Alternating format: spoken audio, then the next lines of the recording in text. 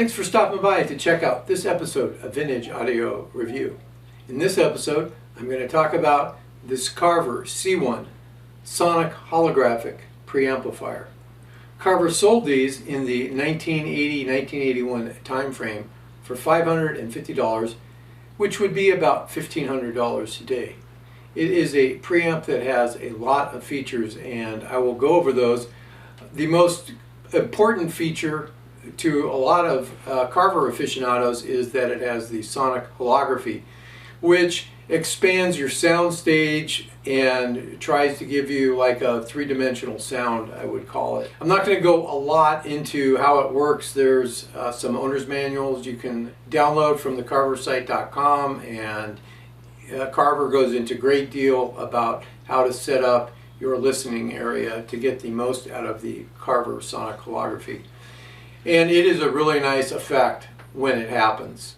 So I'm going to give a little tour of the front and the back and the inside of it, and then we'll go over measurements, and then I'm going to talk about the sound of it. I did several A/B tests between the Carver and a couple different tube preamps, and so I will get into that towards the end of the video. Here is a close-up view of the front of the Carver C-1 preamplifier. I would just like to note that it's very hard to read the lettering on a lot of the Carver gear around this time frame. It's just hard to read.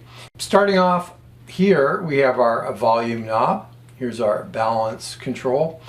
Here is our function selector, and we have inputs for auxiliary 1 and 2, a tuner, phono 1 and phono 2. Phono 2 is a moving cartridge input, and phono 1 is a moving magnet input. I will point out that there is a mod to convert the moving coil input to a line level input, and I chose to do that since a moving coil cartridge is not in my future. We have our 1/4-inch headphone jack here. Our power button is right here, and when you press it on, there's an LED that comes on over there. It's red. This is our sonic holography button, and when that is pressed, you have two push buttons here that affect the type of sonic holography function. One of them is the holographic injection ratio, and it has theoretical and normal, and the other is for separation and blend mode. This is our stereo mono push button. This is our speakers off push button switch, and when that is pressed in, it disengages the preamplifier outputs, both of them, so it would kill any outputs going to your amplifier. This is our right treble, this is our right bass, this is our left treble, and this is our left bass, and all of those have a center detent, as does the balance control, also has a center detent on it. We have two tape monitor circuits. There's one right here and there's one right here. This is our dubbing switch from 1 to 2, and this is our dubbing switch from 2 to 1. This push button right here engages a signal processor loop for like an equalizer, or you could use it for another tape monitor. This is in the circuit going to the main amplifier output. This is an 8 kilohertz, 2 kilohertz treble turnover switch, so it affects the crossover point for your treble controls. This is a 40 hertz loudness switch, and that affects the turnover points for your left and right bass controls. This right here is our tone switch, so normally it would, if it's in the out position, it bypasses all the tone controls and filters. When it's depressed, these controls are active, as are the filters. This obviously is the back side of the Carver C-1, and starting on the right side we have 3 switched outputs and we have 3 unswitched outlets. The nice thing I like about the C-1 is that the outputs are all over on this section and the inputs are all over here, so it kind of makes it easier to find stuff. This guy right here is our main 2 output for the preamp, and this is the main 1 output for the preamp.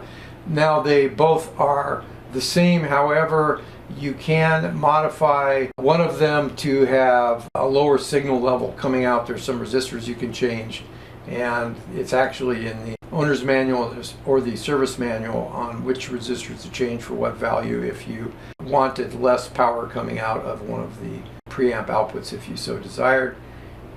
Here is our external processor output, and then we have the tape 2 output and the tape 1 output. This guy right here is the external processor input. Here's the tape 2 input, tape 1 input. It actually has 2 auxiliary inputs, so this is auxiliary 2 and auxiliary 1.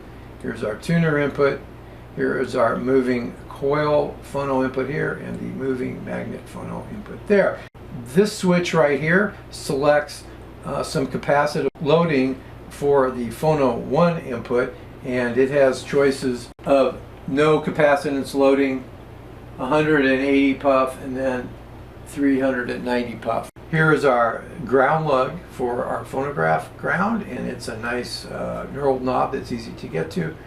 And this is our infrasonic filter for the phonograph. In this particular unit, it actually boosts the bass rather than cuts it. It's not anything that I use, so I'm not going to go in there and try to troubleshoot it, but that function does not work properly, and you'll see that in the data.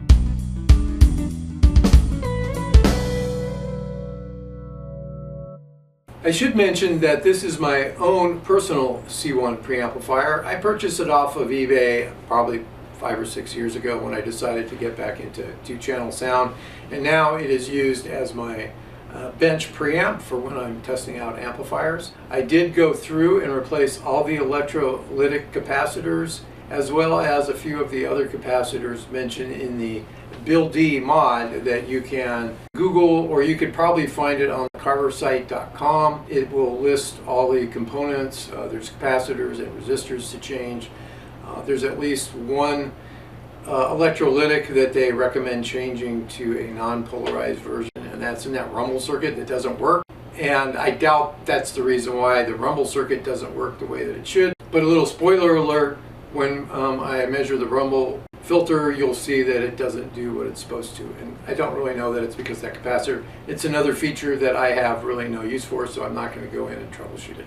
That being said, there are also some op amps as part of that Bill D mod that are recommended to be replaced.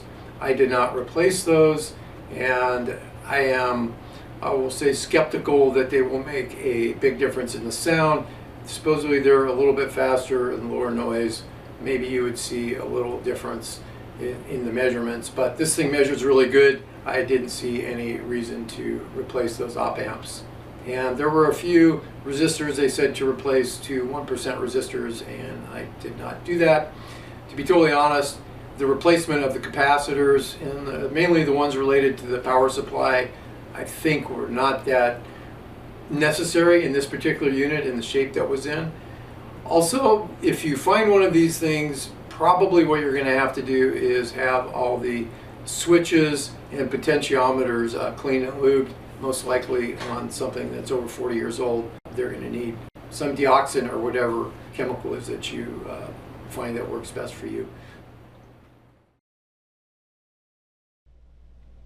Here we have the THD SNR plot at 1 kHz with a 2-volt signal going into the auxiliary 1 input, and we're measuring at the main 1 output. Now, there is very little difference between the main 1 or the main 2 outputs, but for the purposes of all the measurements, I'll be using the main 1 output and the auxiliary 1 input, unless I say otherwise. So we've got 2 volts going in and we've got 2 volts coming out. Our SNRs are above 90 dB, and the THD is, we'll say, better than 0.002%, and the THD plus noise is around minus 90 dB. If I go ahead and turn on the A weighting, you can see that the noise floor drops and we gained a couple dB on SNR as well as the THD plus noise. But most of the measurements I do will be with that off unless Carver specified A weighting applied. Here we have the frequency response from 20 Hertz to 20 kilohertz with a 2-volt signal going in and going out, so we've got the volume control set such that we have 0 dB of gain.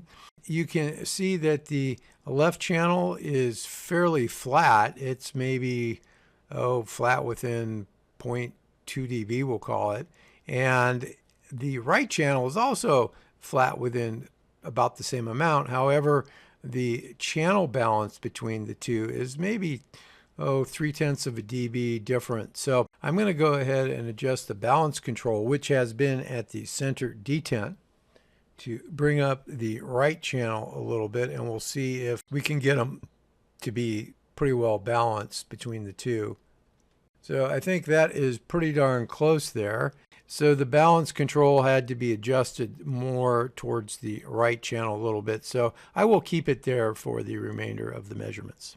Right now we're looking at the THD SNR response at 1 kilohertz with a 2-volt signal going to the auxiliary 1 input, and we're measuring at the main 1 preamplifier output. And what I've done is increase the volume control until I got a high THD. In this case, the left channel is worse than the right channel, so it's at about 0.5%. Just for grins, I'll turn off the left channel, and you can see the right channel. It looks much better. We've got about 9 dB of gain at this point, and our voltage is right around 5.7 volts out. So also our SNRs are still above 90 dB, and you can see the THD plus noise on the left channel is not looking very good at minus 45 dB. I'm going to back the volume control down just a little bit until that THD gets less than 0.1% for the left channel. Okay, so somewhere around there. It doesn't look too bad. We're less than 0.1% THD, and our SNRs are still pretty good. The left channel does look worse than the right channel. Let me turn the left one off. I would say that this particular preamp can easily put out 5 volts, assuming that it would hold up the same way across the frequency band, but it's showing that a 5-volt signal is about the most that this preamp would want to put out. Here is the multi-tone response for the C1 with a minus 12 dBV signal applied to the auxiliary 1 output, and it's measured at the main 1 preamplifier output. It's basically showing about a 15-bit distortion-free range, which is really pretty good from all the stuff that I've measured. This plot shows the THD versus frequency for several different input signal levels with the volume control set for 3 dB of gain. The minus 12 means a minus 12 dBV signal was applied to the auxiliary 1 input, and the output is measured at the main 1 output, and then a plus 6 means that a plus 6 dBV or 2-volt signal was applied. As you can see, it looks pretty good. Our 0.05% THD would be around here, so at 20 Hertz for this particular input level, which would be the minus 12 dBV, it looks like the worst case THD would be 0.05%, which is pretty darn good. And then the THD gets much better as you actually increase in frequency. So this kind of just gives you an idea of its THD performance over frequency. So this plot shows the effect of varying the input signal power level, and that would be starting over at minus 18 dBV and ramping it up all the way over to plus 6 dBV, and this is all done at 1 kilohertz. And once again, the volume control is set to give 0 dB gain, and we're looking at the auxiliary 1 input to the main 1 preamplifier output, and basically it's showing that regardless of the input signal going into the C1, it has less than 0.003% THD, at least at 1 kilohertz. Once again, here we have the THD SNR plot at 1 kilohertz with a signal going into the auxiliary 1 input and coming out of the main 1 preamplifier output. The volume control was set for 0 dB of gain, and we have a 2-volt signal going in and coming out. And what I kind of just wanted to show was the harmonic content. And let me go ahead and pull that up. So this is our fundamental. Here is our second harmonic, and it's just a little bit higher than the third harmonic, which is our odd harmonic. So I just thought it was interesting that the second harmonic was just a little bit higher in level than the odd or third harmonic. What we are looking at here is the isolation between the auxiliary 1 and auxiliary 2 inputs. In this case, a signal is being applied to the auxiliary 1 input, and that's at 2 volts or 6 dBV. The auxiliary 2 input is what's being selected, and its inputs are terminated into shorts. We're looking at what's coming out of the main 1 preamplifier output.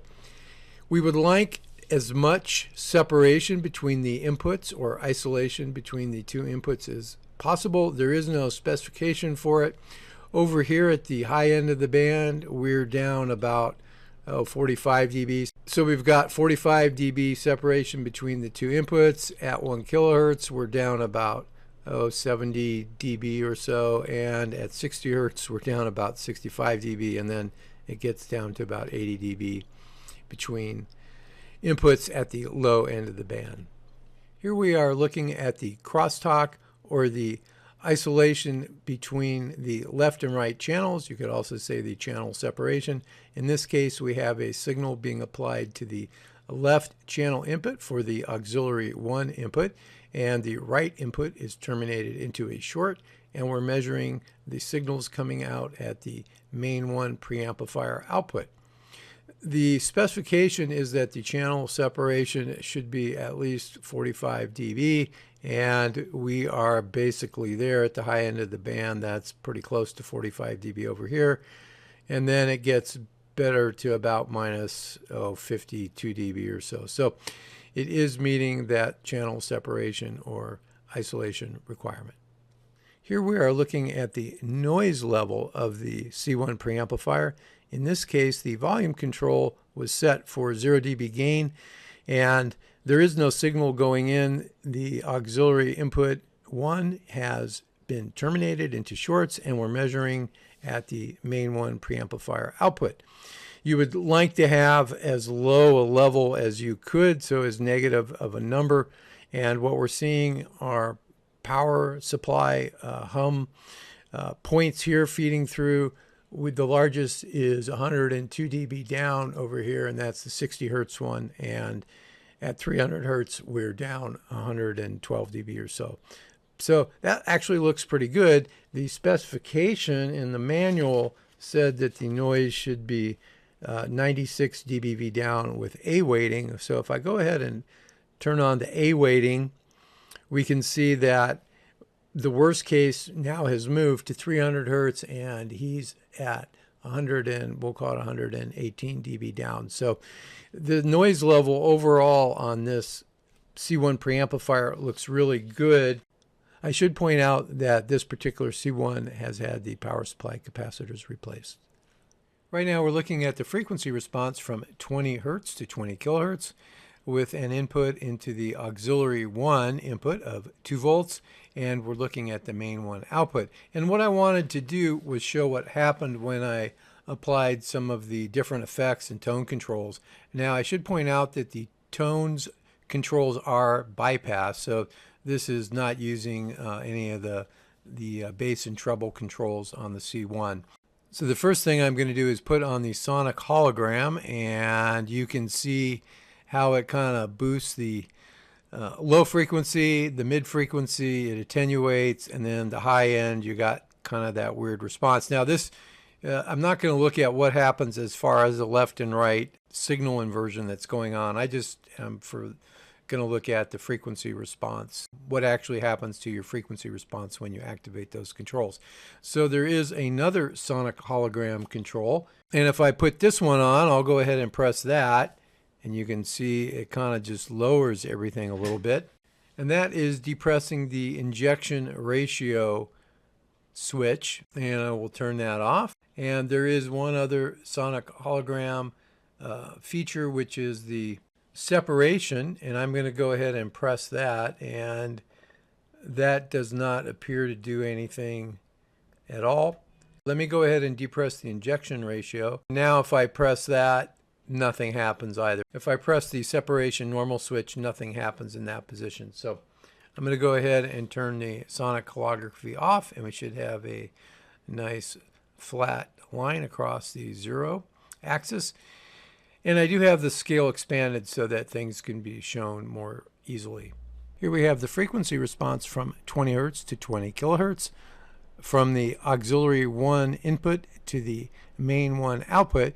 And right now we have the tone controls bypassed, and I'm going to go ahead and press the tone control button in. So that means that the tone controls are able to be used now. They are all set flat, so right and left each have a bass and treble control, and everything is set flat according to the detent. You can see that it's really not that bad. Maybe we'll say 0.7 of a dB down at the high end of the band.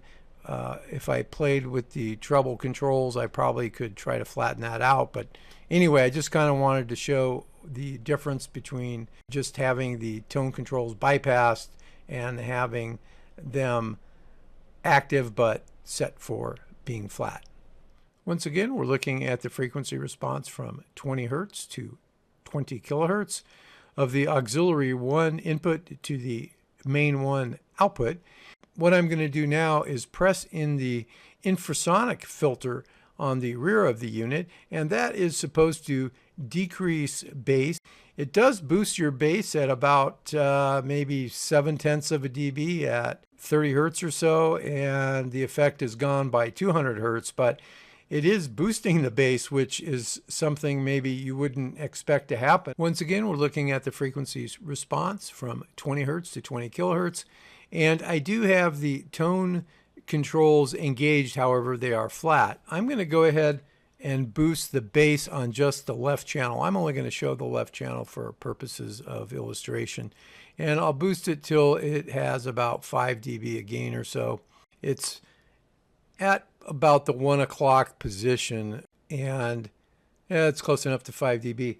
So right now the loudness 40 Hertz switch is set for 40 Hertz, and kind of watch over in this area here what happens when I press the loudness on. So you'll see that it shifts it up a little bit higher there in that area.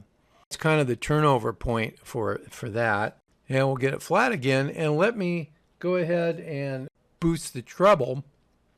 So at the high end of the band, I will go ahead and boost it up about 5 dB or so. And it's 4 dB, say, and it's also about the 1 o'clock position. Now right now it's set for 8 kilohertz. I'm going to go ahead and move it to 7 kilohertz, and we'll see what happens. And it looks like it starts boosting it at 7 kilohertz instead of 8 kilohertz. So that's kind of the effect of those controls. Right now we're looking at the THD SNR response at 1 kilohertz for the phono 1 input. That's the moving magnet input. And the measurement is taken at the main 1 output. And this is with a 5 millivolt signal applied. Now there is a specification of an SNR of 82 dB with a weighting on, which we do have. And we are at about, we'll call it 74 dB SNR. So we're a little off on that. And this was for 1 kilohertz, I should point out. Also, the THD is less than 0.04% for this condition, and we are definitely less than 0.04%. So overall, it's looking fairly good for a phono stage. Here is the frequency response of the phono 1 input, which is the moving magnet input with a 5 millivolt signal applied, and it's being measured at the tape monitor output, although it looked the same at the main 1 output, but the manual suggests measuring it at the tape monitor output. The specification is plus or minus 0.25 dB from 20 Hertz to 20 kilohertz, and We're probably plus or minus a half a dB, which for a phono stage would be pretty good, up to maybe about 9 kilohertz, somewhere around here, and then it goes up to about 1.4 dB.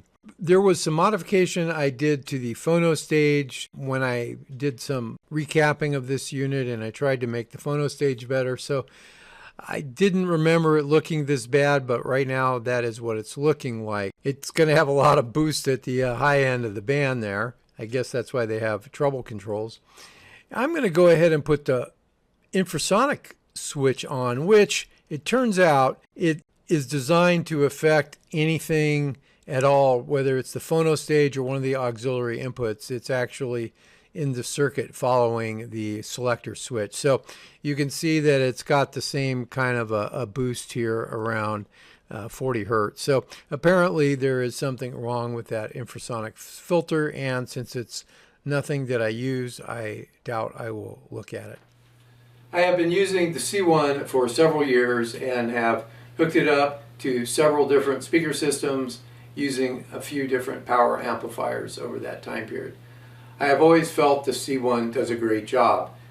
Early on in my videos, I did a comparison between the C1 and a vintage Van Alstyne preamplifier, and when I A-B'd them, didn't hear any difference. Recently, I did an A-B test between the C1 and 3 different tube preamplifiers.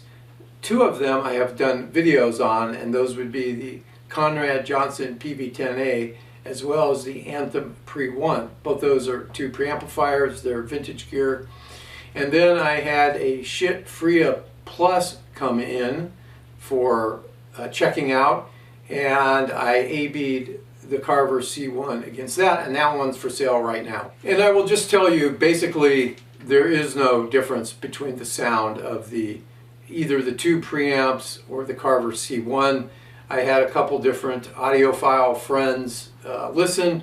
There is a slight difference sometimes between, one guy thought maybe a 1% difference in sound between the Anthem Pre-1 and the Carver C1, but there really was no difference in sound with the tube PV10A that anybody heard. And when I went to the Schiit Freya, at times there was a difference. Most of the time you could not hear a difference between the C1 and the Schiit Freya Plus. Another couple people had listened to that as well as just myself, and this is an A-B where you switch right between the preamp. There's no delay, it's boom, I'm going to this preamp now, this preamp. In this case, you did not know which preamp was you were listening to, but you knew one was number 1 and one was number 2. There really was no difference once you set up the gains and the frequency responses to be pretty well equal. But I did hear occasionally, I heard a little difference with the Schiit Freya. Maybe, I want to say just a little bit more detail at times, but not always. And most of the time, with most of the music, I did not hear one bit of difference between the Schiit Freya Plus and this 40-some-year-old Carver C1. You can say it's my hearing. I do hearing checks, and I'm constantly trying to improve my ability to distinguish things using the Harman, the Art of Listening software. Like I said, other audiophiles I know have also listened, and there's really not a difference between this and 2 preamps. So for part of that test with the A-B test, I was using the Bryson 2B LP as the power amplifier, and I tried a couple different speaker systems, whether it was the Wilson Watt Puppies or the Klipsch Scalas, and really there was no difference between this. This is a good preamp, and the only weakness this has is the remote control capability for adjusting the volume or the muting the volume. And if you go back and check my videos out, you will see a remote controlled IR volume control system that you could purchase for 50 bucks that would work really well for a preamp like this if you wanted to have remote control volume and mute capability. All in all, if you can pick one of these up for a couple $100, it's a great preamp. I saw some on eBay starting anywhere from $200 to maybe $600 depending on the mod. There are some mods that you can do where they replace the volume controls with a remote controlled one. And I believe they can do gold-plated jacks in the back and miscellaneous things. They can do the whole building mod, and there's a mod for the type of holographic circuit called a Grundry circuit for the holograph circuitry that supposedly does a better job at the sonic holography. So you can go crazy with all that stuff if that's what you want, but if you like just a nice holographic effect and a nice preamp with a lot of capabilities, and you can pick one of these up for a couple $100 that's in good shape, I think you will be very, very happy with it. I wanted to show some comparisons with some just basic data between the different preamplifiers that I compared, i.e. the Schiit Freya Plus, the Conrad Johnson PV10A, and the Anthem Pre-1 versus the Carver C-1, just for frequency response and the THD SNR plot at 1 kilohertz. And if I have it, the harmonics plot as well. So just going to pop that up and show that so you can just kind of compare just the measurement part of this C1 versus those others. And remember, this is older, although the capacitors have been replaced. Our first comparison is between the Carver C1 here on the left and the Freya Plus, and this is the THD SNR at 1 kilohertz with a 2-volt signal being applied and the volume controls adjusted for 0 dB of gain. The Freya is in the 12 dB gain tube mode. The SNRs between the two are very, very close. The Carver's THD is lower a little bit, not that that's any great deal, but it is lower just as a point. And the THD plus noise for the Carver is a bit better than the Freya Plus. Here is the frequency response between the two. Here's the C1 and the Freya Plus. The Carver C1 looks better. It's basically flat, maybe down at 20 kilohertz. It's down maybe 0.15 dB. I should have centered these across the zero line, but for some reason I did not. I did over here. And for the Freya Plus, we have a roll-off, a half a dB roll-off starting at 20 hertz, and by the time we get to 100 hertz, it's gone. Also, the channels are balanced here within, maybe 0.15 dB or so, worst case, and they're down about 1/10 of a dB in frequency response at 20 hertz. So it's still pretty good. Carver channels are very well balanced here as well. Here is a plot showing the harmonic levels of the two preamplifiers. The Carver C1 does have lower harmonics. You can see that the even harmonic for the Carver is just a little bit higher than the third odd harmonic, which is kind of like what you see in tube gear. And if you look over here at the Freya Plus, you can see that while the second harmonic, at least the left channel, is about the same as the third harmonic on the right channel, but the left channel and then the right channel, the second harmonic is indeed higher than the third harmonic for the right channel as well. So here we have the THD SNR plot at 1 kilohertz, and we have our Carver C1 over here and the Anthem here. The Carver has a slight edge on THD, well, about 8 dB better. The Carver has a better SNR, about 8 dB. The THD is also better, although this is outstanding THD, and the THD plus noise is lower on the Carver C1. Here is the frequency response of the two. The Anthem looks really good. It's maybe 0.2 of a dB down at 20 kilohertz, and the channels are within 0.05 dB of each other. So it's darn near the same as the Carver. So those both look pretty good.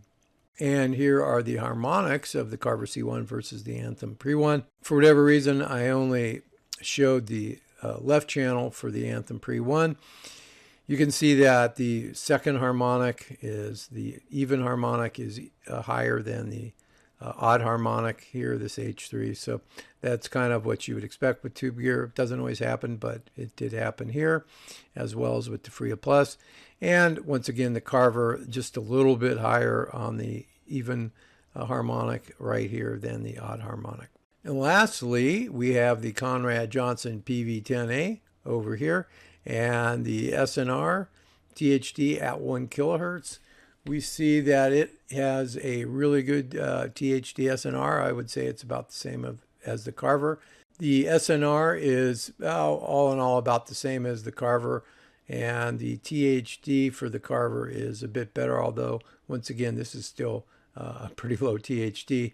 The THD plus noise advantage is about 30 dB in favor of the Carver C1. Also note that the input level is 8 dBV versus 6 dBV, and that's because Conrad Johnson had some specifications for an 8 dBV signal. If I increase the Carver up to 8 dBV, it might show a little degradation. They both look pretty good, but I would give the nod to the Carver. Here are the frequency responses, and the Conrad Johnson looks really, really good. It's down, I don't know, maybe a 0.05 dB at 20 kilohertz. It's pretty flat. So I would say the Conrad Johnson has a nod in the frequency response. So it's pretty small difference between the two, but the Conrad Johnson gets the edge there. And lastly, we have the harmonics between the two. Once again, we see a higher even second harmonic than the third harmonic for the Conrad Johnson PV. Also, that level is higher than the level here. Also note that the level of the harmonic, the second harmonic, is much higher than the level of the second harmonic for the Carver C1. Once again, I thank you for watching this video. It'll be interesting to see the comments that I may get on this one. I try to respond to all of them. And if you have not subscribed to this channel, please do so if you would like. And if you like the video, click the little like button. And until next time, have a great day or night.